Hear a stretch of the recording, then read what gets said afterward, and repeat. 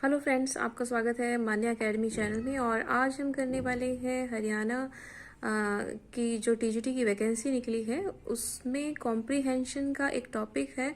तो उसके लिए मैं आपके लिए लेकर आई हूँ यहाँ पर जो डेलियन थॉमस हैं, वेल्स पोइट हैं, उनकी एक पोइट्री है बहुत ही खूबसूरत सी, do not go gentle into that good night, जो कि उन्होंने लिखी है अपने फादर के लिए। और इसमें वो बताना चाह रहे हैं कि जो डेथ है वो इनएविटेबल है, और अगर इनएविटेबल है तो हमें उसको जो है बहादुरी से उसे अपनाना चाहिए, ये जानते हुए कि क्या होता है ना कि कुछ बार ऐसा होता है कि हमें पता होता है कि डेथ जो है ना वो आने वाली है, तो हम क्या करते हैं कि बहुत उदास हो जाते हैं। तो पर वो कहता है कि ऐसा नहीं होना चाहिए, कि जो शांत लोग होते हैं, जिनमें ठहराव होता है, जिनमें ग्रेव जो लोग होते हैं किस्म के, और वो क्या है ना उनके अंदर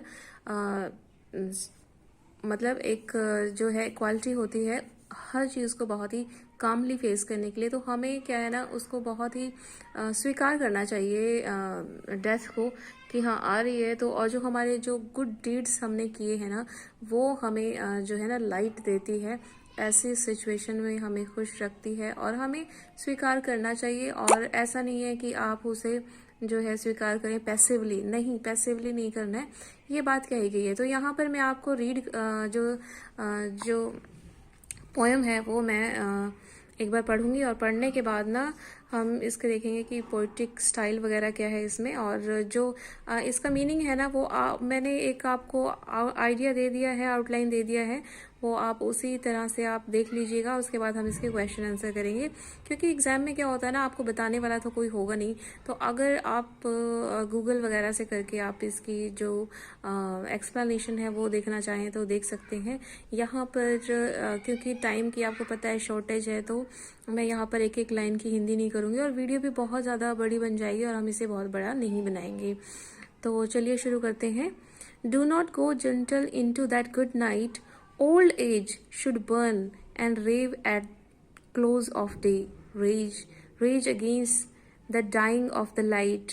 Though wise men at their end know dark is right, because their words had fogged no lightning, they do not go gentle into that good night. Good men, the last wave by, crying how bright their frail deeds might have danced in a green bay, rage against the dying of the light. Wild men who caught and sang the song in flight, and learned too late they grieved it on its way. Do not go gentle into that good night. Grave men near death, who see with blinding sight, blind eyes could blaze like meteors and be gay. Meteors means जो उल्का पिंड होते हैं ना उनमें light होती है। तो यहाँ पर ये लाइट बता रहा है कि जो गुड डीड्स हैं उनकी जो गुड डीड्स उन्होंने किए होते हैं उनकी चमक उनके अंदर होती है। तो हमें क्या करना चाहिए, जो ओल्ड मैन है, जो ग्रेव मैन है, उनकी आंखों में, एक तो वो डेथ की तरफ जा रहे हैं तो उनकी आंखों में चमक किस चीज़ की होती है, उनकी गुड डीड्स की। And be gay, raise against the dying of the light. And you my father, अब यहाँ पर हमें पता चल रहा है माई फादर उन्होंने कहा, तो इनकी वो अपने फादर के लिए लिख रहे हैं। There on that sad height, curse bless me now with your fears tears, I pray, do not go gentle into that good night. Rage against the dying of the light. तो यहाँ पर आप देख सकते हैं कि जो ये पोम है, अभी हम देखते हैं कि वैसे पोम आपने देखी होगी कि सोनेट आपने पढ़ा होगा, तो जो वो 14 लाइन्स का होता है। पर यहाँ पर हम देखते हैं कि 1 2 3 4 5 6 7 8 9 10 11 12 13 14 15 16 17 18 19 लाइन की है ये। तो इसे हम क्या कहेंगे, इसे हम कहेंगे विनेनल। ठीक है, विलेनल।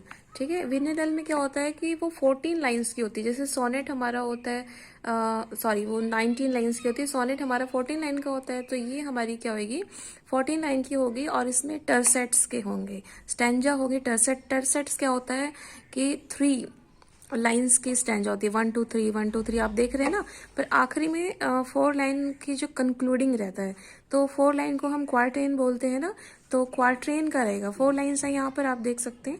तो यहाँ पर कंक्लूडिंग देखो 3 लाइन ये है और 1 लाइन का जो है वो इसको मिलाकर यहाँ पर ये कंक्लूडिंग लाइन रहेगी और इसे क्वार्ट्रेन हम देखें तो यहाँ पर क्या यूज़ किया है, यहाँ पर आप देख सकते हैं कि रेपिटेशन हो रही है एक लाइन की एट द एंड ऑफ। तो आपने ये पोइट्रिक डिवाइसेस जब की होगी तो उसमें रेफरेन पढ़ा होगा। तो रेफरेन क्या होता है कि at the end of the stanza क्या होता है कि रेपिटेशन होती है एक लाइन की बार बार। तो यहाँ पे आपको रेफरेन भी देखने को मिलेगा। तो चलिए अब हम कर लेते हैं इसके जो क्वेश्चन आंसर हैं वो कर लेते हैं। तो पहला जो क्वेश्चन है, do not go gentle in to that good night, what does good night means here. Good night का मतलब क्या है यहाँ पर, तो स्लीप से है, डेथ से है, सॉलिट्यूड से है या जेंटल नाइट से है। तो किस से है, तो यहाँ पर वो सोने की बात तो नहीं कर रहा है और सॉलिट्यूड की भी बात नहीं कर, यहाँ पर वो डेथ की बात कर रहा है ना, तो यहाँ पर बी ऑप्शन रहेगा। अगला क्वेश्चन है हमारा, do not go gentle into that good night, rage against the dying of the light. What message does the poet want to convey through the above line? तो यहाँ पर हम देख सकते हैं कि क्या है, फर्स्ट है protest against the dark which tries to capture the world by not sleeping properly.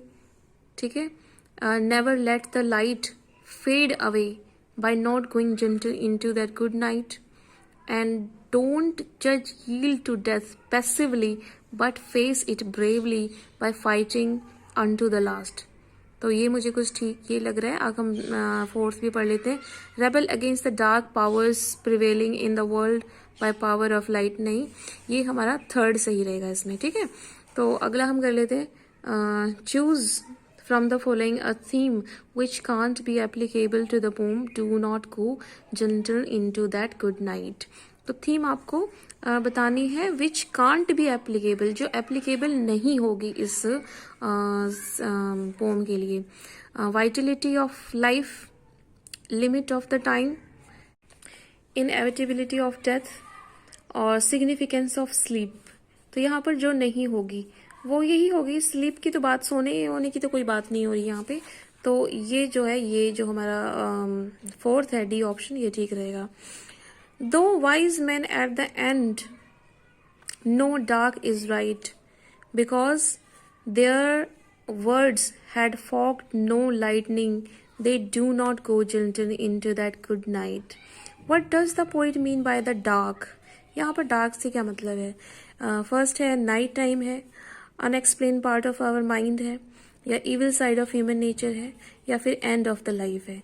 क्योंकि यहाँ पर डेथ की बात हो रही है और वो मरने वाला है, तो यहाँ पर एंड ऑफ द लाइन है। Grave men near death who see with blinding sight, what rhetorical device can we find in this line। ठीक है, इस लाइन में हमें कौन सा डिवाइस जो है ना वो देखने को मिलता है। तो यहाँ पर आप देख सकते हैं ना, ब्लाइंडिंग साइट, दो जो अपोजिट वर्ड्स हैं, ब्लाइंडिंग भी है और साइट भी है।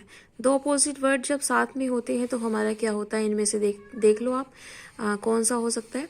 सीधा सीधा हमें पता लग रहा है कि ऑक्सीमोरोन होगा। ठीक, तो ये हमारा आज का पोम थी, और आपको कैसी लगी ये बताइएगा, और अगर आपके कमेंट्स जैसे आएंगे उसके अकॉर्डिंग हम इसे कंटिन्यू रखेंगे टिल एग्जाम। Thank you. और अगर आपको लगता है कि ऐसे आपको और भी वीडियोस देखनी चाहिए तो प्लीज़ चैनल को सब्सक्राइब कीजिएगा।